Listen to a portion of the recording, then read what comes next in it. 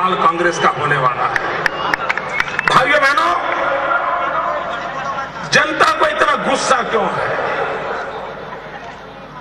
15 साल महाराष्ट्र को तबाह कर दिया, 10 साल दिल्ली ने बर्बाद कर दिया। और भाइयों बहनों, लोगों को लगता था कि सरकार प्रधानमंत्री चला रहे हैं। अभी किताब आई, प्रधानमंत्री कार्यालय से आई, वो किताब कहती है सरकार तो मां बेटे की थी। ये मां बेटे की सरकार ने क्या दिया भाई? अभी अभी कांग्रेस पार्टी ने इस चुनाव में भी अपना एक धोखा पत्र निकाला है, घोषणा पत्र, और 2009 में भी निकाला था और 2004 में भी निकाला था। 2009 में यूपीए 2 बना और उस समय के राष्ट्रपति महोदया प्रतिभा पाटिल जी का पार्लियामेंट को संयुक्त जो संबोधन हुआ था, उसमें उन्होंने वादा किया था। मैं प्रतिभा जी का नाम इसलिए दे रहा हूं कि महाराष्ट्र के लोगों को जरा जल्दी समझ आ जाएगा। उनका भाषण था और वो भाषण यूपीए 2 की ऑफिशियल एजेंडा था। उस भाषण में उन्होंने कहा है हम 5 साल में हिंदुस्तान को स्लम फ्री बनाएंगे, झुग्गी झोपड़ी से मुक्त हिंदुस्तान बनाएंगे। 5 साल हो गए भाई, आप बताइए 5 साल हो गए? झुग्गी झोपड़ी गई क्या? झुग्गी झोपड़ी कम हुई क्या? झुग्गी झोपड़ी बढ़ी क्या? ये कांग्रेस ने आपके साथ धोखा किया कि नहीं किया? वादा तोड़ा कि नहीं तोड़ा? जिन्होंने इतना बड़ा धोखा किया, राष्ट्रपति जी के मुंह से संसद भवन में घोषणा की हो कि हम स्लम फ्री हिंदुस्तान बनाएंगे, 5 साल में बनाएंगे। भाइयों बहनों, एक कदम नहीं उठाया, एक। इसका कारण क्या है? कांग्रेस पार्टी की मानसिकता को समझने की आवश्यकता है। हम ये तो मानते हैं, मैं भी सरकार में हूं, एक आध काम रह भी जाता है, लेकिन कांग्रेस पार्टी की मानसिकता वो नहीं। वे जनता की आंख में धूल झोंकना ये अपना जन्मसिद्ध अधिकार मानते हैं। ये मान के चलते हैं कि जनता हमारी जेब में है। ये मान के चलते हैं ये परिवार ही है जिसके बिना देश को चलने वाला नहीं है। और ये अहंकार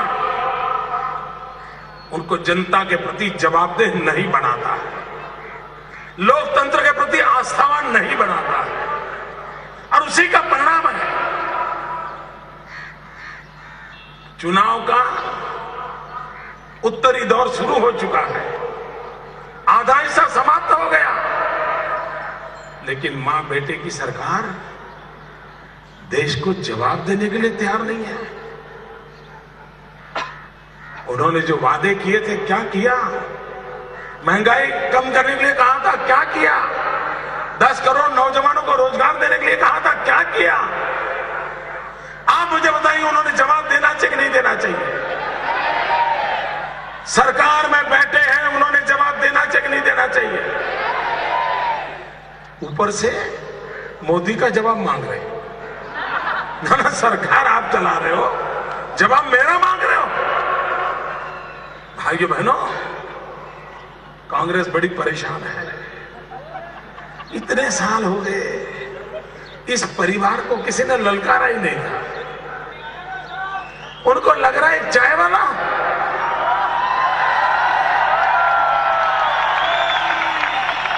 ना चाय वाला ये कांग्रेस की सामंतशाही मानसिकता जो है, वे देश में लोकतांत्रिक संस्थाओं का सम्मान करना नहीं जानते। भाइयों बहनों, कुछ दिन पहले से मैं एक भाषण सुनता आया हूं। यहां के लोगों को याद होगा, सबसे पहले मैंने सुना श्री राहुल भैया ने सीआईआई में भाषण किया था। सीआईआई में भाषण करते समय उन्होंने कहा कि आजकल देश में ऐसी बातें हो रही हैं कि सफेद घोड़े पर कोई राजकुमार आएगा और वो आकर के जादू की छड़ी चलाएगा। उसके आते ही सारे कष्ट दूर हो जाएंगे, सुख शांति आ जाए। ऐसा सब राहुल भैया ने किसी ने सिखाया था, वो बोल रहे थे। YouTube पर देखोगे तो मिलेगा। फिर मैंने देखा थोड़े दिन पर बाद उनकी माताजी कहने लगी, एक व्यक्ति ही क्या, एक व्यक्ति सब कर देगा क्या? एक व्यक्ति को ही सब पता चलता है? एक व्यक्ति ही जादूगर है? थोड़े दिन के बाद राहुल भैया की बहन भी बोलने लगी। तो मैं सोच रहा था, ये सब कौन इंसान होगा जो सारी समस्याओं का समाधान कर देता है? ऐसा कौन जादूगर होगा जो ये सब कर देता है? मैं सोच रहा था कौन इंसान होगा, लेकिन मुझे दिमाग में बैठता नहीं था। लेकिन अभी 2 दिन पहले अमेरिका के वॉल स्ट्रीट जर्नल अखबार ने खुलासा कर दिया, वो कौन राजकुमार है जो घोड़े पर बैठ के आएगा, जादू की छड़ी चलाएगा। भाइयों बहनों, ये कल्याण में कोई ऐसा जादूगर है जिसके जेब में 1 लाख रुपया हो, 10वीं तक की पढ़ाई की हो और 3 साल में 300 करोड़ हो जाए? 3 साल में 300 करोड़ कर दे, ऐसा कोई है? कोई यहां भाई है कोई? अब मुझे पता चला कि उनके दिमाग में कौन जादूगर था।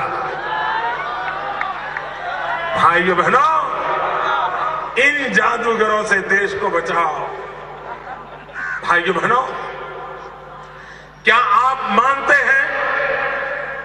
अगर मानते हैं तो हाँ कहना। आप मानते हैं कि देश में भ्रष्टाचार भयानक है? आप मानते हैं लुटेरों ने देश को लूटा है? आप मानते हैं ये धन विदेशी बैंकों में रखा है? आपको पूरा भरोसा है? सबको है? आप मानते हैं विदेश से धन वापस लाना चाहिए? विदेश से धन वापस लाना चाहिए? काला धन वापस लाना चाहिए? जरा वो पीछे वाले बताओ, काला धन वापस लाना चाहिए? कमाल हो यार, आप तो कोई ना बोलते ही नहीं हो। आप सब पे सब हाँ कह रहे हो। आप हाँ इसलिए कह रहे हो, आपके पैसे कहां हैं? आपके नहीं है तो आपका जाता क्या है? आप क्यों ना कहोगे? ना कौन कहता है?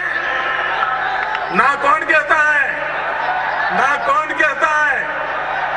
जिनके रुपए विदेशों में पड़े हैं वे ना कह रहे हैं। भाइयों बहनों, उनके पेट में चूहे दौड़ने लगे हैं। देखिए, हिंदुस्तान में जब भी चुनाव हुए हैं तो सत्ता दल को हटाने के लिए सब लोग इकट्ठे आते हैं, गठबंधन होते हैं, रणनीति बनती है। पहली बार ये चुनाव की विशेषता है, पहली बार ये चुनाव ऐसा है जिसमें सत्ता दल सारे अपने यार दोस्तों को मिलाकर के रणनीति बना रहा है। सरकार बचाने की रणनीति नहीं, चुनाव जीतने की रणनीति नहीं, 1 पॉइंट प्रोग्राम, मोदी रोको, मोदी रोको, कुछ भी हो जाए मोदी रोको। क्यों? मोदी का नाम सुनते ही कांपने लगते हैं। उनको लग रहा है अगर मोदी आ गया तो 16 तारीख के बाद उनकी जगह कहां होगी, इसके कारण परेशान है।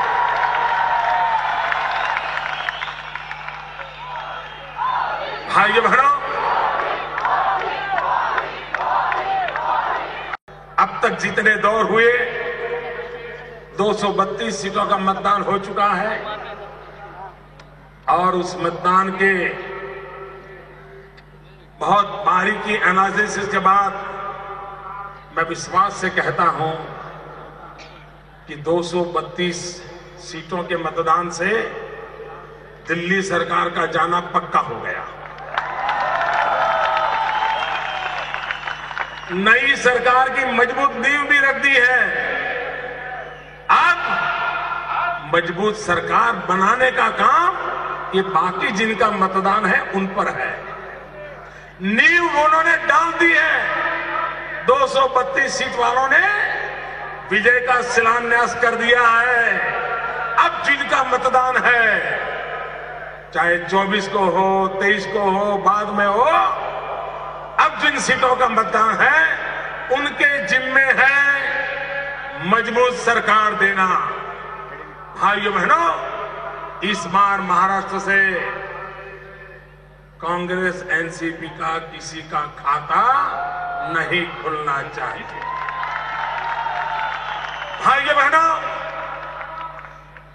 महाराष्ट्र में भारतीय जनता पार्टी शिवसेना महायुति ये चुनावी मैदान में है और दिल्ली में मजबूत सरकार बनाने का काम भी उन्हीं के भरोसे है। और इसलिए मैं आग्रह करता हूं कि उलझन में मत रहिए, इधर उधर मत देखिए, महायुति को विजयी बनाइए। दिल्ली में महायुति के सबके सब साथियों को भेज दीजिए, आप मजबूत सरकार दीजिए, हम आपको मजबूत देश देंगे। भारत माता की, भारत माता की।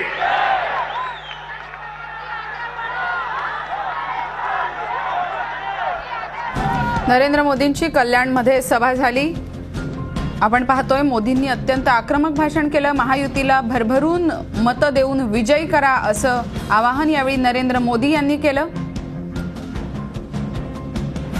त्याचबरोबर आतापर्यंत ज्या जागांवर मतदान झालंय त्या मतदानामुळे काँग्रेस जाणार असा विश्वास सुद्धा त्यांनी यावेळी व्यक्त केला। चहावाल्यानं गांधी घराण्याला आव्हान दिलंय अशा शब्दात नरेंद्र मोदी यांनी जनतेला अपील केलं। त्याचबरोबर नुकतंच जे पुस्तक प्रसिद्ध झालंय त्यानुसार पंतप्रधान हे देशाचा कारभार चालवत नसून माँ बेटे अर्थात आई आणि मुलगा गांधी कुटुंबावरती त्यांनी टीका केली। झी 24 तास रहा एक पाऊल पुढे।